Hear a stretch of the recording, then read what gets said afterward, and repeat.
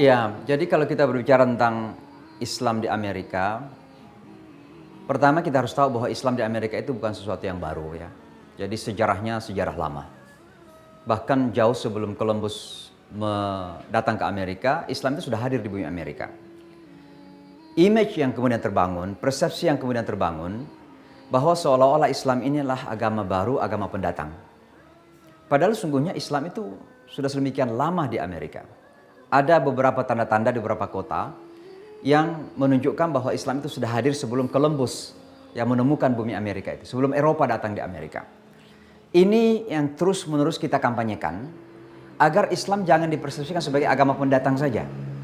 Agama pendatang dalam artian apa? Lemah, terbelakang, ingin dikasihani. Tidak demikian. Islam itu di Amerika merupakan perjalanan sejarah.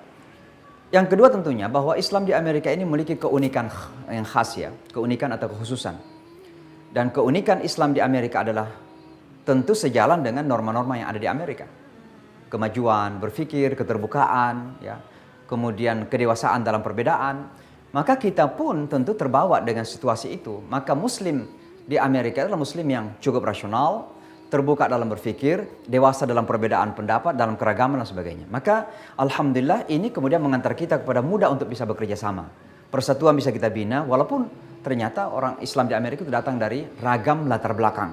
Orang Arab, orang Pakistan, Bangladesh, Afrika, semuanya menyatu di Amerika. Dan kemudian kita mampu membangun kesatuan dan kebersamaan. Kenapa? Karena ada kedewasaan di dalam menyikapi perbedaan-perbedaan itu. Nah, bagaimana kemudian dengan Indonesia?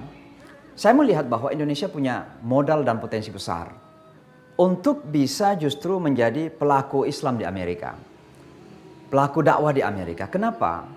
Karena kita Muslim Indonesia ini punya karakter yang paradoks dengan tuduhan kepada Islam.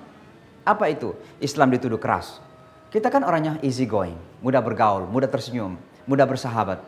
Masa dikatakan keras kalau orang Indonesia kan begitu?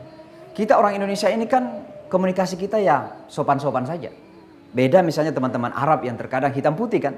Nah ini yang diperlukan dunia barat. Maka kesimpulannya adalah Indonesia ini memiliki tanggung jawab besar untuk berada di garis terdepan untuk mengemban dakwah ke dunia global khususnya di Amerika. Kenapa? Karena kita punya karakter kebangsaan yang bisa menjadi modal utama dalam menyampaikan Islam. Gotong royong, mudah bersahabat, bisa merangkul orang, komunikasi kita yang sopan. Nah ini kan semua diharapkan di dunia kita sekarang. Dalam dunia ketika Islam dicurigai sedemikian rupa. Islam itu keras, Islam itu kasar, Islam itu tidak mau bersahabat, Islam itu musuhi orang. Kita rubah dengan karakter kita sebagai bangsa Indonesia. Oleh sebabnya kita sebagai negara Muslim terbesar punya tanggung jawab untuk hadir di garis terdepan untuk menyampaikan Islam yang seperti itu.